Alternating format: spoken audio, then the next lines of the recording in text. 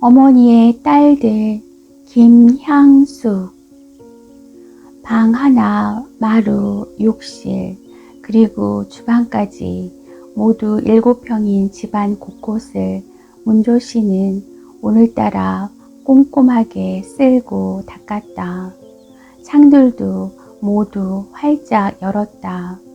코끝을 스치는 바람은 아직 쌀쌀했지만 그러나 어느덧 봄 기운이 스며든 것 같기도 했다. 햇살 또한 병아리 숨결 같은 온기를 머금은 듯 하지 않은가. 오래지 않아 거북이 등처럼 딱딱하게 굳은 땅의 무거움을 떨치고 이곳 저곳에서 연하디 연한 제 모습을 드러내게 될 새싹들, 그것들의 아름답고 맑은 연두빛을 떠올리면서 불현듯 입고 있는 다갈색 스웨터가 무겁게 여겨지기 시작한 문조 씨는 이윽고 창문을 닫는다. 콜럭콜럭 기침이 터져나왔던 것이다. 마루벽에 걸린 벽시계가 딩동 하고 울리기 시작한 것과 같은 순간이었다. 몇 시인가를 굳이 알고 싶지 않다는 생각을 하는데도 문조 씨의 귀는 벽시계의 딩동 소리가 10번씩 계속된 것을 놓치지 않았다. 벌써 그렇게 되었어. 한숨을 내쉬려고 했던 문조 씨는 엄마 한숨 내쉬는 것이 버릇되시겠다는 딸의 말을 떠올리게 되었기에 손바닥으로 입을 막는다. 그런 다음 다갈색 스웨터를 벗고 미국에 있는 아들 레에가 생일 선물로 보내준 연한 크림색 스웨터로 바꿔 입었다. 눈으로는 줄곧 전화기를 바라보면서였다. 귀는 또 현관문 언저리로 열려있다. 그곳에서 들려올지도 모를 인기척을 놓치고 싶지 않은 탓이었다. 문조 씨는 딸의 전화를 기다리고 있는 참이었다. 전화뿐만이 아니고 함께 식사를 할 수 있다면 얼마나 좋을까 하고 바라는 마음이기도 했다. 하지만 딸이 찾아와 주기를 바라는 마음은 품지 않는 것이 좋으리라는 것쯤은 익히 알고 있는 터였다. 아무리 시간이 없다고 해도 문조 씨는 그만 한숨을 내쉬었다. 그 순간 들려온 현관문의 벨 누르는 소리. 문조 씨는 누구냐고 묻지도 않고 현관문을 열었다. 층계 참을 사이에 둔 건너편 집인 206호에 살고 있는 순영 씨가 셀로판지에 싼 장미 6송이를 불쑥 내밀었다. 문조 씨는 기쁘다기보다는 오히려 몽한 얼굴이었다. 장미꽃을 든 순영 씨가 나타나리라곤 기대하지 못한 일이었던 것이다. 딸들의 일로 언쟁 비슷한 것을 한 뒤로 한동안 왕래가 끊어진 상태가 아니었던가. 미역국 함께 먹자고 부르러 올 줄 알았더니 기다리고 있어봐야 배만 고를 것 같아 이렇게 왔다오. 순영 씨의 말을 듣는 동안 문조 씨 얼굴에 어리었던 조바심, 안타까움, 이런 감정들은 순식간에 사라져 버렸다. 어떻게 오늘이 내 귀 빠진 날인 줄 아셨소? 지난번에 내가 놀러 왔을 때 미국 아드님한테서 전화가 걸려오지 않았소? 휴가를 떠나게 되어 미리 전화를 드리게 되었다고. 문조 씨는 고개를 끄덕이기만 했다. 미역국을 덮여서 밥상을 내와야 한다고 생각했지만 장미 꽃다발 향기에 좀 더 취하고 싶은 마음 때문이었다. 하지만 곧 어쩔 수 없이 장미꽃 다발을 내려놓아야만 했다. 전화벨이 울렸던 것이다. 엄마세요? 저예요. 일찍 전화하려고 했는데 정말 틈을 낼 수가 없었어요.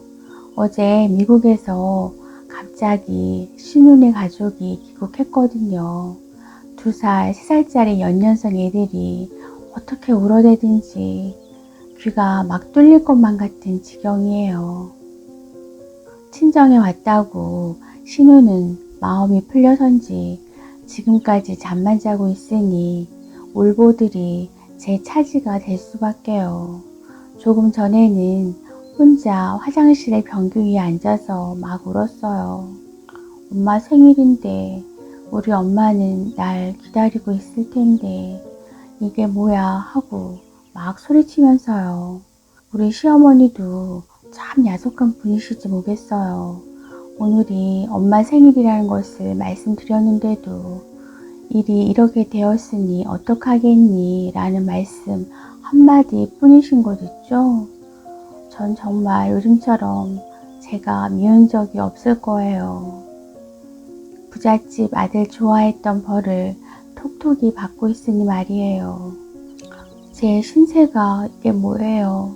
엄마 얼굴도 제대로 볼 수 없는 처지라니. 그 일도 얼마나 못나는지 몰라요. 무조건 시어머니한테 복종이니까요. 자식을 효자로 만드는 것이 뭐 그리 대단한 일이 아니더라니까요. 돈이 곧 효자 노릇 시키는 거예요. 하지만 그 일을 탓해보았자 무슨 소용이 있겠어요. 진작 엄마 말을 들었어야 했는데 그랬으면 부잣집 며느리라는 새장 속에 새 신세는 되지 않았을 거고요. 속사정을 모르는 친구들 눈에는 내 처지가 그럴싸해 보이겠지만 전 솔직히 며느리라는 이름에 가정부나 다름없는 신세이질 않겠어요. 지금은 모두가 후회스러울 뿐이에요. 시댁 수준에 맞는 혼수를 해야 한다고 엄마를 7평짜리 아파트에서 살게 만든 것도 용서해 주세요. 엄마, 신은혜가 다시 미국으로 들어가면 그때는 어김없이 꼭 엄마 찾아갈게요. 이번에는 정말 꼭이에요. 거짓말이 아니라니까요. 딸이 울음을 터뜨렸다. 문조씨가 할 수 있었던 말이란 내 걱정은 하지 말아라. 나는 너만 편히 지낸다면 더 바랄 것이 없단다 였을 뿐.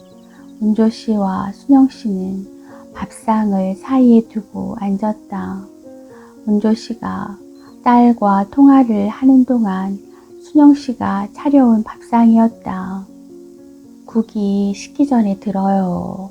순영씨가 주인인 듯 건네왔다. 문조씨는 선뜻 숟가락을 들지 못하고 있었다.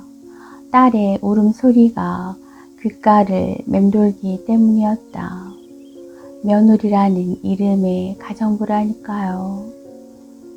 문조씨는 또다시 한숨을 내쉬고 말았다. 고면한 걱정을 다하고 있는 집에 며느리가 되어서 돈 걱정하지 않으며 사는 복이 어디 누구한테나 내리는 복이겠소. 순영씨는 문조씨가 억지로나마 숟가락을 들게 했다. 우리 딸 아이 시어머니는. 문조씨는 머리를 저으며 말끝을 흐렸다.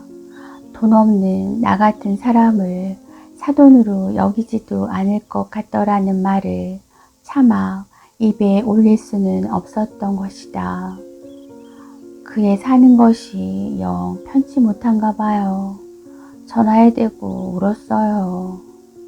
딸이 부잣집 며느리인 것을 늘상 자랑삼아 말하던 것과 달리 그의 문조씨 두 눈에는 물기가 어리었다. 당신이나 나나 하나같이 애들을 잘못 키웠나 보. 이번에는 순영씨가 한숨을 내쉬었다.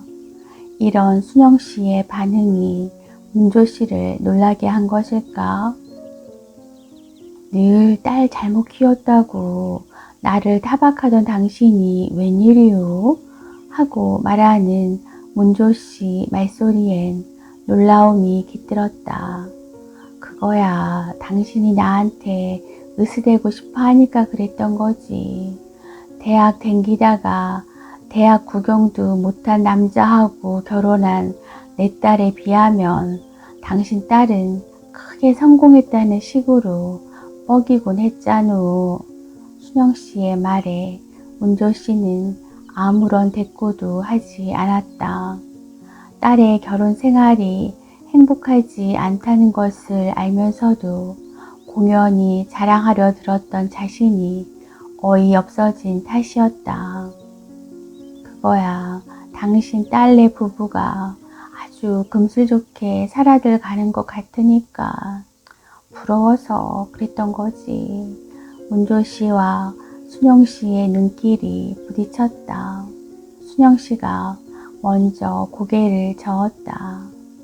우리 집 딸년이 금수좋게 살아만 간다면야 무슨 걱정이 있겠소. 문조 씨는 굳이 입을 열지 않았다. 침묵이 찾아왔는데 길게는 계속되지 않았다.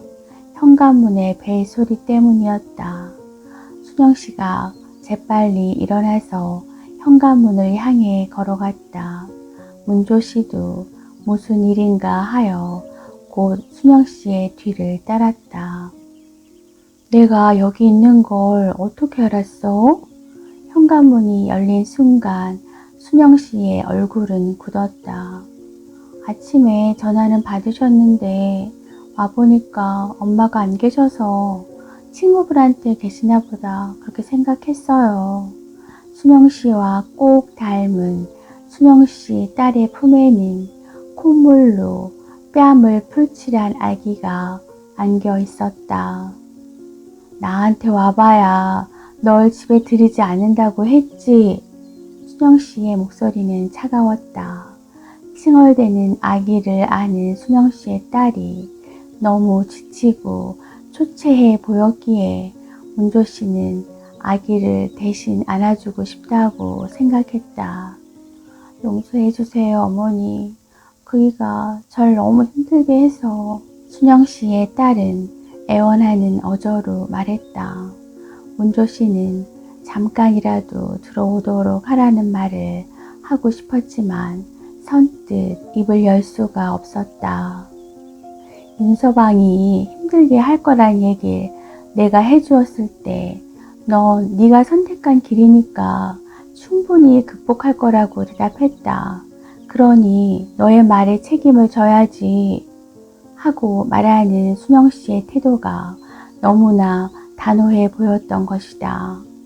어머니, 전 그이와의 차이점들을 너무 가볍게 여겼던 것 같아요. 내가 그 말을 했을 때 너 뭐라고 했었니? 스스로를 낮추면 문제될 차이점은 존재하지 않을 거라고 그렇게 얘기하지 않았어? 그것이 제 뜻대로 되어주지 않았어요, 어머니. 오래 있게 해달라고 하진 않겠어요. 제발 얼마 동안만. 그이는 지금 심장을 찔린 맹수 같기만 한걸요. 그러니까 윤서방 곁을 떠나서는 안 된다는 거지. 지금이 고비야. 돌아가서 윤서방하고 함께 지내도록 해라.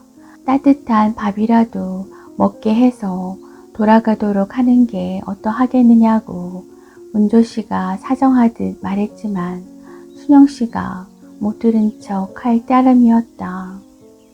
순영 씨는 끝내 자신의 딸을 문조 씨네 현관문 앞에서 돌아가게 했다. 식어버린 미역국을 이번에는 문조 씨가 다시 데워왔으나 순영 씨는 국대접을 묵묵히 바라만 볼 따름이었다. 성미도 참, 당신 젊었을 때는 아이를 업고서 집 나온 적 없었소? 당신은 뭐 시어머니 등살에 서럽게 운 적이라고는 없었던 사람 같수. 잠시 후 서로의 손에 다시금 숟가락을 쥐어주는 은조 씨와 순영 씨는 상대방에게 웃는 얼굴을 보여주려고 안간힘을 다하는 모습이었다. 그러면서도 아프디 아픈 마음을 어찌할 수는 없었던 것일까. 마주보는 눈둘에서는 곧 눈물 방울들이 떨어져 내릴 것만 같았던 것을